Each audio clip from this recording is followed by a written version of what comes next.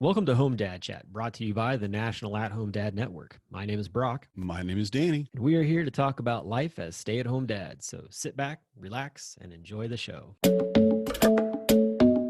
No, I don't want much. I even love handmade crafts made of macaroni. Come on now, you should know me. Times I might eat too much. No worry about my weight, got the dad bod rocking on me. Sketches on my feet, cargo shorts look good on me. I'm a dad, that's what I do. Hey, everybody, welcome back to Home Dad Chat. I am so excited to talk to you all tonight, and especially to hang out with Danny, like always. How you doing today, Danny? Hey, what's up? How's your house coming along? I'm at a point where I kind of want to just get a really big dumpster, stuff it all in there and burn it. And then we just buy new stuff when we get up there. We can't obviously do that, but yeah, it's been, I think, and I've said it before, but I think the biggest way to describe it is people say they're one of the largest things that leads to family breakdown and divorce.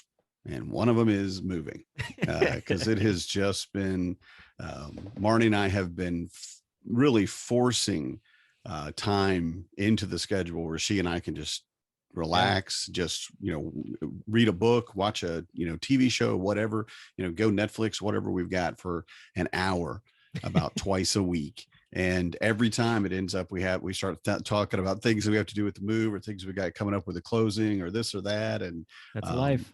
It's crazy. Yeah. It's crazy. But I'd say the other thing is canoeing. There's a buddy of mine. Well, you might know him too, Aaron Phillips. He's come and spoke before at HomeDadCon. He's outdoors tour. He's a guide down in the Orlando area, and wasn't he on Naked and Afraid? He was on Naked and Afraid. Yeah. I know that guy. He got beat on by a monkey, and it was the greatest thing I've ever seen. Exactly. So he always says that canoes are just divorce boats. Oh man! And I was making fun of him yesterday on social media because he said that, and I was like, "Well, my wife and I bought one for our anniversary last year, and we love it." He's like, "Yeah, you're one of the few that have won the lottery." I said, "Yes, I did win the lottery." That is true. Yeah, that is true. But you never know. It's only been a year or so. So you could be coming. Oh, we've been come between you. We've been canoeing forever, so we're good. I couldn't understand that myself. Because you say that, and Marty and I are planning on buying 2 canoes sometime probably next spring, spring or summer, so that we can take all the kids, because we can't do it in kayaks, but get everybody in, canoe out, paddle out to an island or something, or just up the river, across the lake or something like that, somewhere where we can put up a camp, fish, get the fish, eat the fish that night for dinner, and then paddle home the next day. And that's going to be at least 2 canoes. So I'm hoping that's not like 2 divorces somehow coming towards me. I will tell you, if you're going to go down the river, you're not paddling back up it. So you're just a piece of advice from an expert. That's not happening. We'll find some spot. There is a lot. There's actually literally a place very close to us called Portage.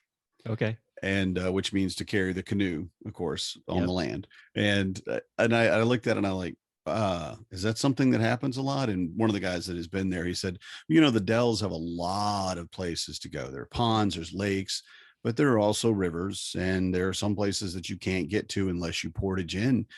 I think it's worth it. And I'm looking at him like, well, that's great, but how many kids did you have with you when you took your canoe out of the water and carried it 130 miles across the whatever through the jungle to get to the other part? Yeah, no, thank you. Yeah, I'm not sure if we're gonna do that, but we're gonna try to stick to something. But we're definitely planning some type of, we wanted to kayak, but it just that won't work. Well, you and I should talk more about that, because that's something that we've been doing as a family for a very long time, and I can probably give you a few pointers on it. So but we'll digress from that story of things. So I mean, I could go on for a while talking about it, but I want to talk about HomeDadCon, because as of now, there's been a whole week's worth of announcements put out of speakers and sponsors and presenters and things. And I'll tell you, after seeing it all, like, I'm really excited. Like, it's something I've been holding on to for a while. And so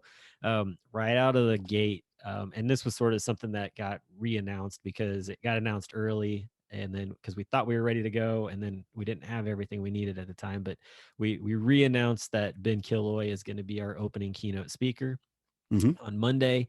And we're really excited to have him come in and just talk about, looking at yourself in the mirror and who you are, especially just as a dad. And I'm really interested to see how he's going to expand on that, because he's got a lot of material and content that he shares regularly on his stuff. And so I'm curious to see what he's going to bring into that. Well, tell us about him. Tell us what you know about him. Where is his? I mean, I would like you to, because he's got the chops to be doing this job, so to speak. Yeah. So he's a Marine, former Marine, but once a Marine, always a Marine. Mm-hmm. And he transitioned into being a stay-at-home dad in 2019. I met him that year, actually, or the next year at I met him the next year at Dad 2.0 in Washington, D.C., and got to talking to him. And he, at that point, really hadn't he was like, yeah, I'm home with the kids and I'm a dad. And I said, well, you're a stay-at-home dad. And I've had that, I think I've told this story to people before, but basically I called him out on it, and he showed up at DadCon at home, our online convention last year, and really kind of came basically out saying I'm a stay-at-home dad, and I'm proud to say I'm a stay-at-home dad. And yay. So so I'm just excited. He's just an awesome guy. He's got some great writings that he's done. He's got a podcast for military veterans that is really thriving, and he's just doing so much awesome stuff for fatherhood, especially from a dad coach standpoint and things like that too. So yeah, I'm excited to have him on the main stage. It's going to be great. And then following that announcement, on Tuesday, there was the announcement that there is a supporting partnership with Happy Family Organics, which is an awesome company, an awesome brand that really just wants to help parents bring the best nutrition possible to their kids. And we got to talking with them a while ago. We've done some things with them. We've been invited into a webinar with them before. And so it was kind of a perfect partnership. There was a brand that was similar to them around a while back that City Dads was a part of, and that brand kind of went away. And so Happy Family Organics has come in and sort of taken up the mantle on just trying to bring that sort of organic food, nutrition, snacks, different resources for parents all into one. And so it's kind of a nice marriage, honestly, to have what we're doing and what they're doing, and they match up very well. So it's exciting to have them be just not even just a HomeDadCon sponsor, but a supporting partner of the organization for the National at-Home Dad Network. So their connection with us goes deeper than just HomeDadCon itself. It'll be something that will pertain to as the year goes on. So so that's been really cool, just fostering that relationship. Their food is good quality too. It's great. I've liked it. My kids all liked it. We were a little bit older than really the youngest foods that you could get, but with little, I think it was applesauce pouches that we picked up the most, and had gotten, I think, a couple of samples previously, and my kids would eat anything, and I didn't take much stock in that because they're like locusts, there's food. Can I eat it? Okay, it's gone. Yeah. Right. But having, sitting with them and saying, okay, we're going to try this and this, and they preferred it, which I think says something when you're talking about products that really you could go cheap with it. Let's say applesauce, you could go cheap quality garbage stuff with it, and your kid's not going to complain. Right. But they notice the difference, and an organic is going to be so much better for them. So I'm glad to hear it. Yeah, so they'll be in some way they'll be at HomeDadCon as well too. We're still working out some details on how that's going to take place. They have an ambassador actually here in Cincinnati, so I'm working on getting connected with them and seeing how they want to participate in the weekend itself. So that's going to be awesome. And then there was the announcement of we had 3 days of breakout presenter announcements. So kind of to kick things off on Wednesday was the announcement that the mental health breakout is back with Lauren Gaffey and yours truly, Danny Mercer, getting together with other dads and just giving an opportunity there. And I've actually never sat in on a mental health session. What is it like in a very small snippet, Danny? Very small. Tell us what it's as quick like. As I can. That's not going to happen. I think first thing I have to say that anything that's said in the meeting stays in the meeting. You don't talk about anything anyone says. So basically, you're trying to create a place where dads can go in and say the things that they need to say, whether it's about their current emotional state, their mental health, if they're, postpartum depression. It's also talking about if their spouse has had any of this issues, where they might be able to find support. And it's really just that, a support group. There's generally, in everyone so far, and I think for Cincinnati as well, there is a medical health professional who's local to that area where the convention is, who can offer support beyond just someone to listen to if it's necessary. So it's really just a moment to sit around in a room with a bunch of other men and be able to say the things that are on your heart or on your mind about your emotional and mental health.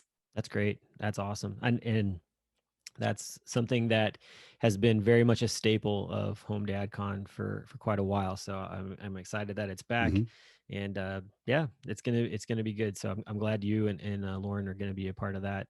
Yeah, Lauren's my hero. Okay, I'm done. I actually only got to finally meet him really for the first time and get to know him up in Minneapolis. We went out after one of the evenings, and it was really cool just to finally talk to him and see who he was. And he's just a very fun, gentle guy with a lot of emotion right on his shoulder, and I love that about him. So definitely, like I said, I'm really excited that he's going to be back, and I'm sure he's going to be coming with just a lot of love to everybody. So definitely. And then Thursday, there was the announcement that Brian Anderson, who's a part of Fathering Together, is going to be coming to talk about building a more gender equality world and how that starts at home. And so he's going to present on that. I don't have a whole lot more on that, but I know that just from meeting the founder of Fathering Together and being kind of a part of some of the things they're doing, they come with a wealth of knowledge and a lot of information that I feel will be very helpful for just anybody who's trying to figure out, like, what does that look like to build gender equality, like, and how can I introduce my kids to that? Because I mean, for me and many others, I imagine that is a conversation that has not been had just as we were kids. It just wasn't something that was talked about. I'm a Xennial. That you're in the I'm a Xennial. I say that because, like, I'm not a millennial and I'm not a Gen Xer. Like, I'm right in the middle of it. There's like this weird sort of things, and I just recently learned that, and I definitely fit that mold for sure. But I'm barely a Gen X, but I'm happy to be a Gen X. I'm very close to Boomer, but not close enough that I could be a Gen. I don't know how we'd say that. Gen. It's a Zoomer. No, it'd be a Zoomer. It's already Generation Z, so I don't know. Yeah. A Boomix. I'm not that. Whatever that word would be. Well, we're not going to classify you there, Danny. Thanks. I appreciate it. Yeah. So he's coming to talk about that, and I'm really excited that he was able to be a part of this. I'm really glad too that they bring Fathering Together into the mix with what we're doing. And then on Thursday, let's see. So where are we at here? Tuesday, Wednesday, Thursday. Oh, where are we at? I'm messing up my dates. Yeah. So Friday we introduced Leveling Up Parenting Through Gaming with Joel Willis, who also is the creator of the Dad brand. And he's really big into gaming. Like, this guy loves his video games and loves just anything game wise. And so he's going to be just talking about, like, how those two things work together, parenting and gaming. And I mean, there is definitely a balance involved in it for sure, but I would love to learn that myself. I think that's more the one that I'm leaning towards going to, because I would really love to pull out my Super Nintendo and my Nintendo Wii and be able to play with my kid, but also for my kid to understand that there's a time and a place for it. And how do you balance that and not get them like super addicted to it? So, but it's just an enjoyable thing. So he's coming with that. I know that he's talking about having some sort of maybe a gaming console out and about in like the lobby or something for maybe a little dad competition in video games. So I haven't figured out exactly how that's going to play out. But if you're in the attendees group, you might see him start asking questions about that. So that's going to be exciting as well. And then The last announcement that came into play was the fact that there's going to be a group of folks on the Thursday in the morning before the convention takes place are going to go up to the National Air Force Museum up in Dayton, Ohio, and they're going to get a tour around and see all the awesome aircrafts that are up there and things. There's like 4 hangars of aircrafts. It's a huge place and it's free. So if you haven't decided what you want to do yet, and you've registered, you can take a look at that information. If you haven't registered and that any of those things sound exciting, maybe you should register and come hang out with us. But we're going to try to keep this as short as possible with the highlights, but every week coming forward as things get announced, we're going to put them out there so that, that kind of intrigues those listening to, maybe make that decision to come to the convention and be a part of HomeDadCon this year. So that's all I got for HomeDadCon update. But yeah. I want to tell you how very difficult it was for me to keep that to a short time and not interrupt you a lot with a bunch of questions. So trust me, I just saying.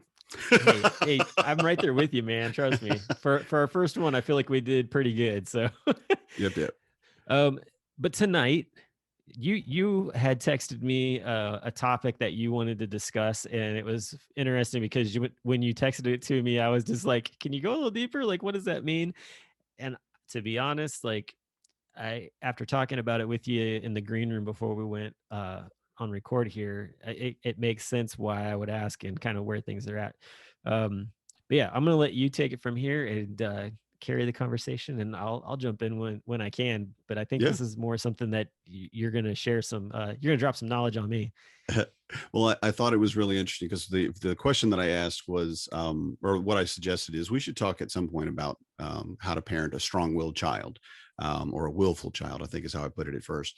And for all the listeners, Brock basically did say, can you give me a little more information about what that was? And I thought, how do you not know what that is? And then I had a little light bulb come on and I went, oh, because he doesn't have ginormous jerk children like I do. He has children that actually will do what he tells them to sometimes.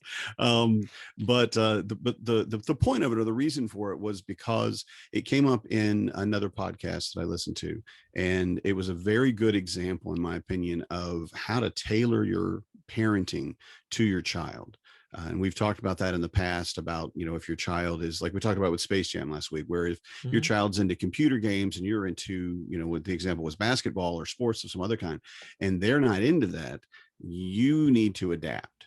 You need to find a way to meet. Now, you may not have any idea what they're doing. You may be completely useless in that game that they're playing or whatever else, but to find that common ground as best you can. But then beyond that, to parent them in a way that reflects who they are. Yeah. Because they said, one of the things I thought was just great is they said, if we have a child that's very strong-willed, and that means a child that is almost constantly challenging you, not aggressively and not disrespectfully, but is saying, why should I do that? And they want to know the reasons. They want to have answers to those questions, but it's very easy to get frustrated with it when the kid just keeps saying, and especially in this case, it was, he told his son to go mow the lawn, and he mowed the front and he wouldn't mow the back. And he's like, Dad, I don't have to mow the back. It's not very tall. And Dad didn't have time to explain it. And Dad eventually got to the point, he said, no, go mow. Look, because I said so, just go mow the grass. Yeah. Because I'm your dad. Yeah. Just right. I'm your dad. Go do it. And there is, I hands down, I think every parent reaches a point where their kid has frustrated them to the point where they get upset in whatever way that comes out. And I am not in any way saying that, that's like okay or whatever, but I'm also not saying, well, you're a monster for doing that. I mean, it happens. Yeah. But the great thing about it was his response. Yeah. He looked at it and he said, no, and he thinks of fatherhood as leadership. And I think that's a great way to look at it. And if you're a leader of a team, if you're a supervisor or someone, the boss of several people, or, a superior officer, or wherever you're at, leadership doesn't come from you yelling at them and making them do things. Leadership doesn't come from, I told you so, or not because I said so. It doesn't come from, these are the orders and you must follow them. You can do that. Yeah. Of course. But most people respond better when you give them the why. Why am I doing this? And he brought his son in after he was done, cutting the backyard, and apologized. and said, I was upset. I was, impatient with you. I just needed the job done. And this is why we need the job done, which is a good reason. And all dads, I think, will just shine at this one, because he knew in advance it was going to rain for the next 6 days. Yeah. And if they didn't get it cut that day, then when they came back in 6 days, after 6 days of raining, it'd be a foot high. And every dad is like, oh yeah, we got to get that done before the rain. And it was perfectly logical and a great reason. And once he explained it to his son said, oh yeah, that makes sense. But he also apologized for how he reacted and what he said. And he explained to them, look, I want to give you this leadership. I want to bring you in and help you understand why you need to do these things. And a very strong-willed child has that strength of will to question authority. Yeah. And that's something I think everyone should. I think as adults, everyone. I love the fact that so who we're talking about too, because I want to give him a shout out, honestly. Cool. I wasn't sure. So. Yeah, no, you're fine. So we're talking about Larry Hagner, and he created a brand called the Dad Edge. And he's got his own like closed Facebook page, and it's an awesome group of dads on there. I'm actually a part of that. But he's got a podcast by the same name, the Dad Edge. And that's where we heard this, and like Danny sent it to me, and it was basically about like not being a yes man.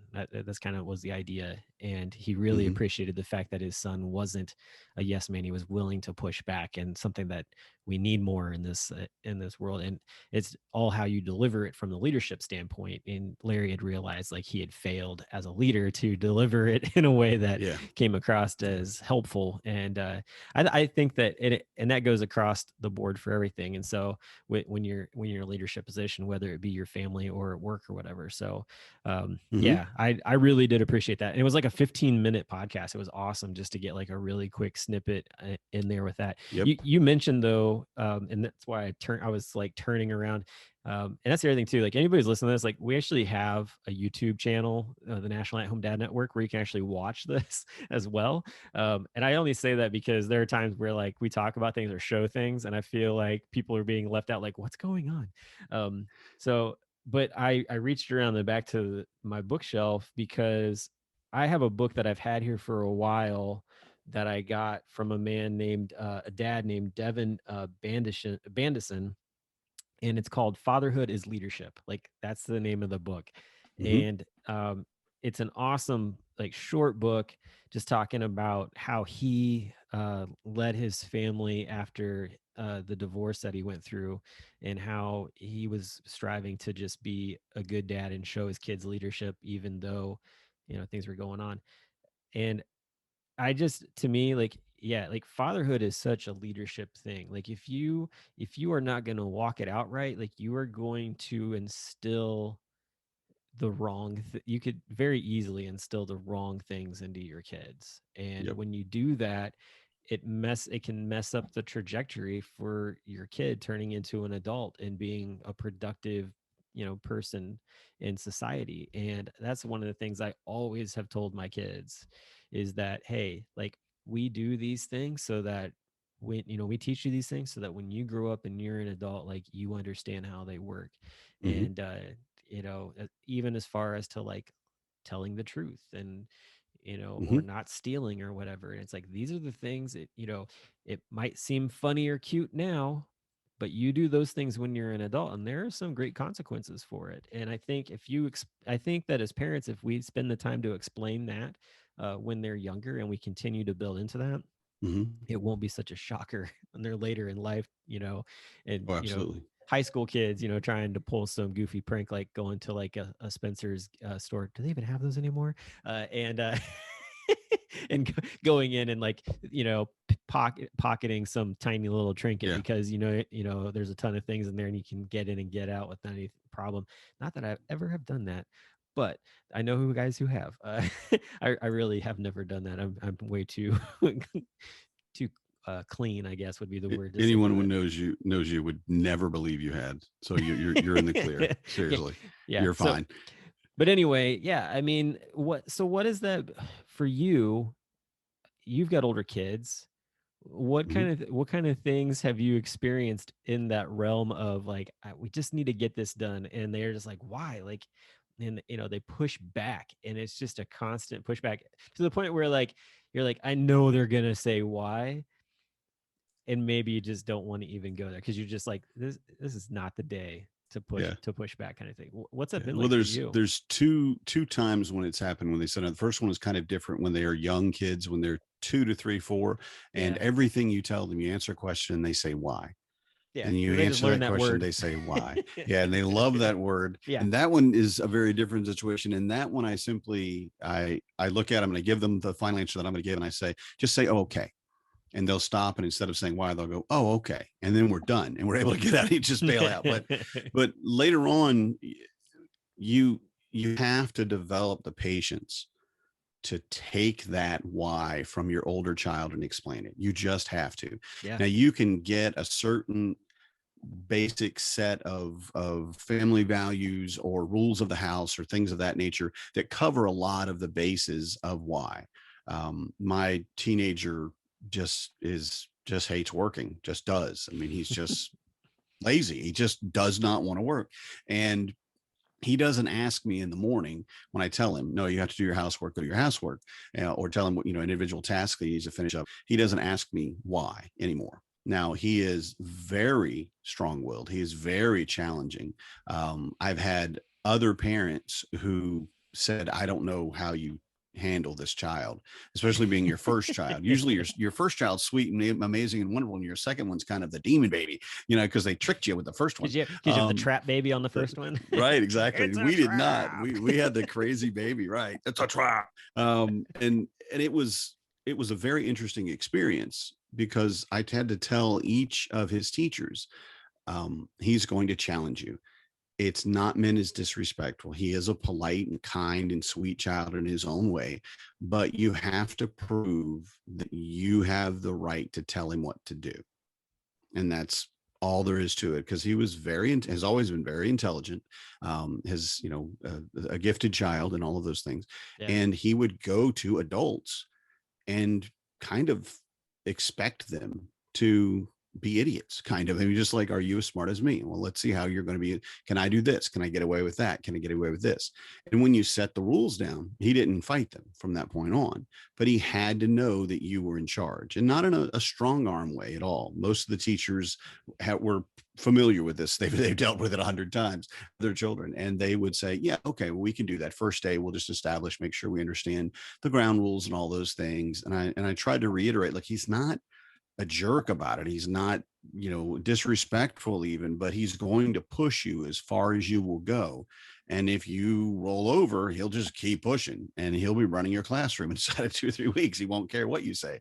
But having that amount of willpower is so good for an individual. I love that my kids have this, but it's very frustrating because it's every child and it's every interaction. But once you learn, these are the ground rules. These are the things that we do. Rule number 1 in our house is keep yourself to yourself. I don't even have to tell the kids. Rule number 1, they'll just do it. They don't even, sorry, we'll stop, wrestling or whatever we were doing. Rule number 9 is a big one over the last year, and it's don't be a jerk. And it's a very simple, everybody gets that one. And I sometimes use a different word for jerk, but I don't want to say it on the podcast, and I don't want to admit that I tell my kids, don't be a blah, blah. But yeah, that's not acceptable. That's not how we live. That's not how the kind of people we are. Right. That is not the kind of people you're going to be. And I tell them, I love you too much to let you grow up to be a jerk. Right. Yeah. Well, that's one of the things that we put into it too, when our kid, like, especially our oldest, when he gets, into like just causing mischief and, irritating his sister, we're like, dude, like, are you treating her the way you would want to be treated? Because I know if she was doing that to you, like, the world would be on fire. Mm-hmm. And usually that's all I have to say to him. Like, are you treating her the way that you would want to be treated? He goes, no. And I'm like, think you need to change things? Yes. And I'm like, all right. That seems to really halt it. Mm-hmm. You got it. I keep that in my back pocket at all times. At all times. Yeah. And it's learning what your child needs. And I think that's a big part of parenting that people miss a lot of times, because you really have to understand their psychology, what their brain says and acts, and how it reacts. And it also, a lot of times I've had people, say, well, give you some advice about, my kid or whatever. And the first thing I'll say is, okay, nobody knows your kid as well as you do. Nobody. Doesn't matter what they say, what they think. Honestly, at the end of the day, you're with them 24/7 probably, and know them better than anybody. So I want to interject on that just a little bit, because I guess I want to challenge that statement just a bit, because look at you being willful. It's so cute. I know, right? So, so here's my problem with that whole, like, nobody knows your kid better than you. Granted, stay-at-home dads who are active and involved with their kids, or the stay-at-home parents in general who are active and involved with their kids, yes, totally agree with that. If you're not an active and involved parent, you are not going to know your kid as well as maybe somebody who is active and involved in their life. Because there are parents like that out there. Potential, sure. But are those the parents that are going to be asking you for advice about what to do with their kids? If they've got to a point where maybe they're trying to, like, finally get involved and just trying to figure it out, that's the only thing I can come up with on that. But sure, no, just kind of putting there are no out absolutes. There are no absolutes. Yeah, sure. So let's go put that out there. So okay, so you have how many rules? Yeah, you went from like 1 to 9. So I've like, there's at least 9. So okay. Most of them we don't use very often. And you walk around with like 2 tablets like Moses, you're like a 10 commandments? No, I want to walk around with a couple of signs though. One of them is like, why is this wet? Just have why is this wet? Who dropped this? That's another. Who put this here? Where does this go? Is that like turning on the lights in an apartment in New York and all the rats and like cockroaches like just scattered to the cabinets and the dark spots? Why is this wet? Right. Yep. Yeah. And who is the culprit almost every single time in our house when something goes wrong? It's not me. It's like Joe's apartment. Yeah, you got the not me. Yeah, you got the not me ghost. I'm just like Casper's really ornery cousin, not me. Right. I have a strong suspicion that not me doesn't actually exist, guys. One of you spilled Cheerios. Who had Cheerios? And if you had a kid that was a really good prankster, they would just take a doll, and if they had a shirt on or just got them a little shirt and just wrote "not me" like on the back with like a jersey number, just like set it out some places. Honestly, like best prank ever. Yep. Oh shoot. So okay. So I get that, and I totally understand like the whole idea of like trying to explain it to how that works out. And the thing with Larry was explaining to his kid, hey, like, yeah, it doesn't look like it needs it. There are some spots that are uneven, but like, there's this information you don't have. Like, and in this case, it was, hey, it's gonna rain for the next 6 days. Like our house or our yard after those 6 days is going to be like the Amazon, and I'm gonna have to pull my machete out and hack this thing down. And I mean, I get it.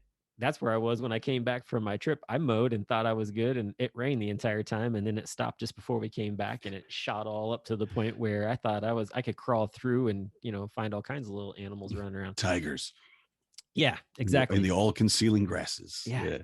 So, but aside from that, what would you say has probably been like your toughest like conversation in that kind of situation where you're like, you tell your oldest, I need you to do this, and they come back at you and you kind of went back and forth. Is there like a specific memory that you can think of that really stands out as that like pinnacle moment for you? Like where you're just like, oh yeah, like we had this conversation and then there was a bit of a breakthrough, which has made it a little bit helpful for when I like say, hey, I need you to do this. And, he still needs the reason.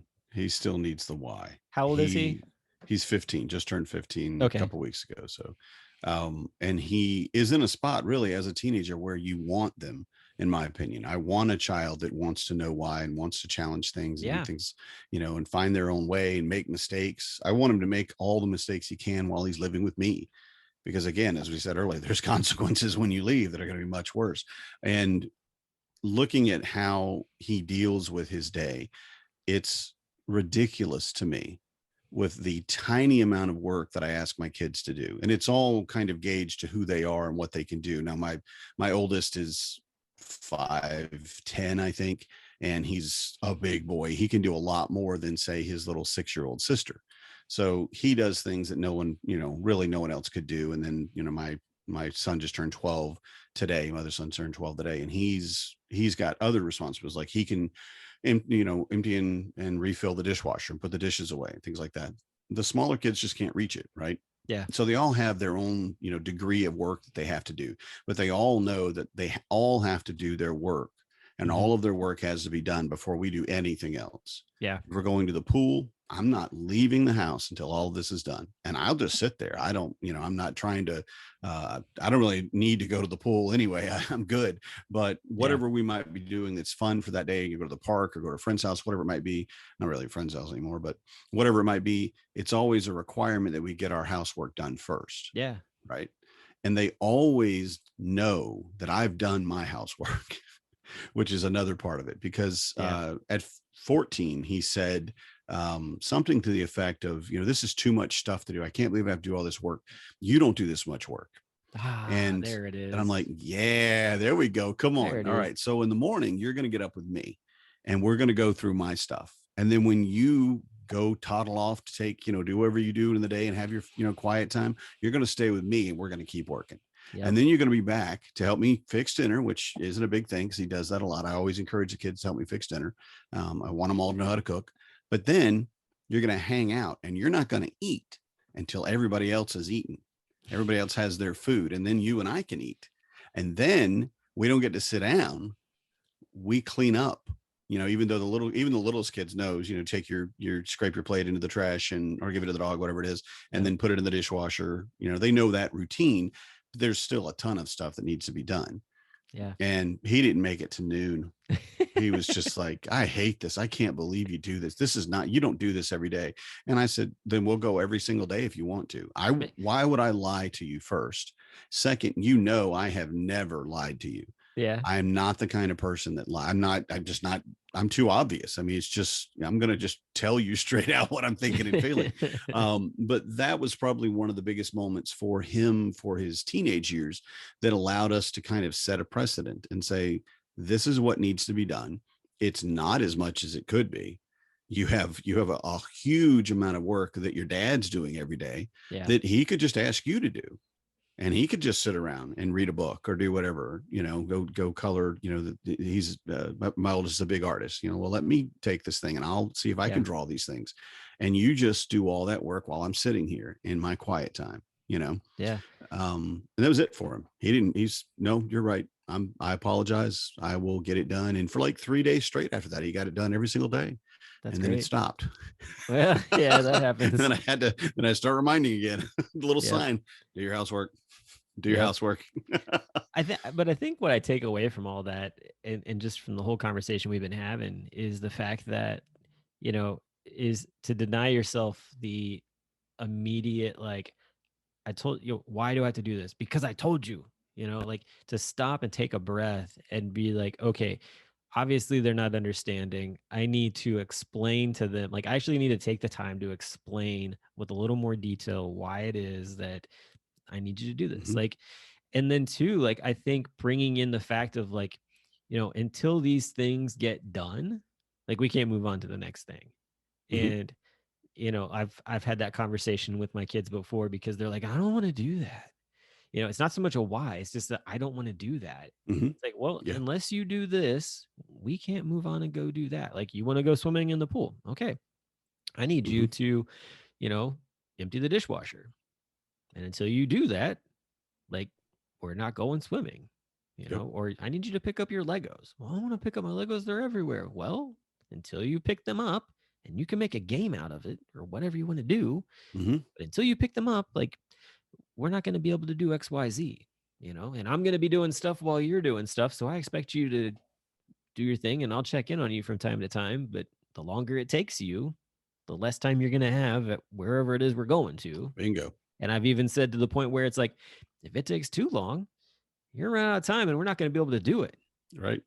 And I've had that happen before where they've run out of time. Like, well, sorry, but, we're not going to get to go to this place or go do that thing, because, we're just not going to have time for it. So, I think that that's something that needs to be built into my vocabulary as it is probably many of other parents' vocabularies, is not getting into that, like, well, because I told you so. I'm the dad or I'm the mom. It's like, no, that's not going to work. Like, because your kids are going to ask why, even when they're out of the house. There needs to be a better explanation to it. And if they have a reason, they're motivated. Yeah. I mean, they're just more motivated to get it done, or they can at least muster up the self-discipline to get it done. Well, and too, like, even when you're in the workplace, like, and you're older, and someone asks you, hey, I need you to do this project. And you're just kind of like, you're like, okay, like, they're telling me to do it, but why? Like, what's the purpose of this? And getting more information, which honestly, I feel like when you get more information is more motivating towards, like, okay, now I understand why you're asking me to do this. Yep. And I can go forth with that. Versus like, if they're just telling you to do something, I mean, they get straight up be like, well, I just don't like you. Like, that's why I'm telling you to go do it. Yep. Like, when you're in the adult world, that's what happens with managers. You need sometimes. Some busy work. Yeah, you need some busy work. Yeah, go scrub the toilets. But understanding why makes you a part of the team, which is a much, much bigger thing. And what we need to think of more for both businesses, companies, and families is we're a team. We're working together. Granted, one person, you kind of have to have one person who's making the final decision on things, the leader. You have to have, I think, one person because it can get so confusing. But that one person has a responsibility of taking in the concerns and interest and psychology, really, of every one of the other people before they make that final decision. And making it a part of the team, say, well, like when you ask your kids, hey, where do we want to go eat? Or do you want, I don't know, you have tacos or spaghetti? Those are both, and they have like a vote in the thing. They're much more involved. So they're part of the team. The same with work. When you know why you need to do a project, well, I'm doing it to help my team as opposed to my boss made me do this thing. Yep, exactly. And it's the same way. It's like, why are we going on this trip? Like, sometimes you get kids like, why are we going on this trip? Or why are we going here? Like, I mean, I'll even tell the kids like, hey, we're going to like Target and Costco or something like that. Why we got to go there for? Like, cause they want to watch movies or they want to do XYZ thing. And it's like, well, we got to take this back and we need to go do these errands. And we're doing these things because, this is helpful to mama and helpful to, just the family as a whole. And you're going to help me with it. And, I try to build in little things every once in a while along with that to have fun. Like yesterday we went and did some errands and we stopped at the pet store and the kids got to go. Nice. My kids are 5 and 8. It was the first time I took them to a pet store. Just hadn't gone in. We've had a dog forever. So, and well, yeah, that's it. Why would we go to a pet store? We don't have a pet. Right. And we don't have a dog anymore. And I'm kind of yearning for that. So I was like, let's go in and look around. But anyway, I mean, yeah, you have to have those incentives out there. And so I really feel like, with this, it's like the whole idea of like, how do you answer the question why? And it's like you answer it with more details. Yeah, just like you would with an adult. Yeah. And that's the big thing, I think, is a lot of people don't realize your kids are people. They're already people. They already have their own favorite foods. They have their own likes and dislikes. They already have their, what would be their favorite music. That's already there. I mean, it may not be 100% there, but you understand the analogy, I guess, is that they're a person. So they already have an idea. So they want to know why. And that's fine. I always get people that always ask, like, how are your kids so articulate? It's like, because we've always talked to them as if they were, adults. People. Yeah. As if they were people and not as kids, because I'm raising adults. I'm not raising kids. They're already kids. Like, I'm raising adults. So I'm going to talk to them like adults. And that usually puts people back on their heels a little bit because they don't expect that to be the answer that comes out. But that's where kids are the way that they are. So, and I feel like that's where you are when you talk about your kids too. So absolutely. Hopefully more people start to see that, like, baby talk's cute, but it has to go away at some point. And you got to start talking real to the, to your kids. So do it with your girlfriend. Don't do it to your kids. Come on. Oh goodness. But yeah, no, man, I appreciate you talking about this. Cause like I said, like, it's not something that's really all that like in with like our family dynamic, but there are bits and pieces of it that I definitely like work around. So it's nice to have a little more detail and a little more just insight into how other families deal with it. I'm sure it's going to get different as the years go on. Like I said, my oldest is 8. So who knows, in the next couple of years, all bets are off on what could happen. 8 to 9 is another fun stage. It really is. Oh, I'm sure it will be. Yeah, it's great. I'm ready. I've got my guard up because I'm like, what is going to happen when he goes to school and he gets back with the kids that he hasn't seen for the whole summer, and how is that going to play out? So who knows? And I've got a kindergartner too, so that'll be interesting with her as well. But so things are about to stir up in the Lush household. It'll be good. It'll all be good. Yeah. But yeah, man, like I said, this has been an awesome conversation. I think that this is a good stopping point for us. And we'll be back next week with more HomeDadCon highlights. I'm sure you're excited to see what's coming up next in the week to come. And, I am. Yeah, I know you are. Stupidly excited. Also, too, just so anybody that's listening, there is definitely a huge conversation going on with mask mandate and kind of what's going to take place at HomeDadCon with things.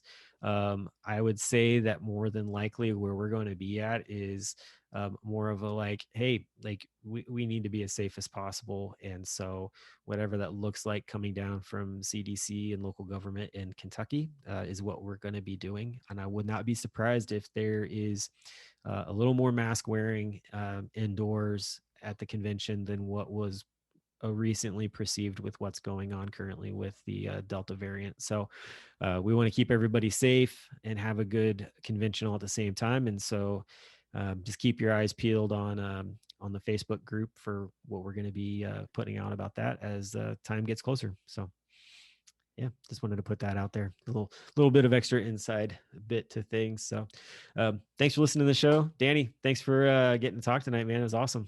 Sure thing, Brock. Always love it. Always love it. Cool. Y'all have a good one, and we'll talk to you next week. I'm a dad, that's what I do.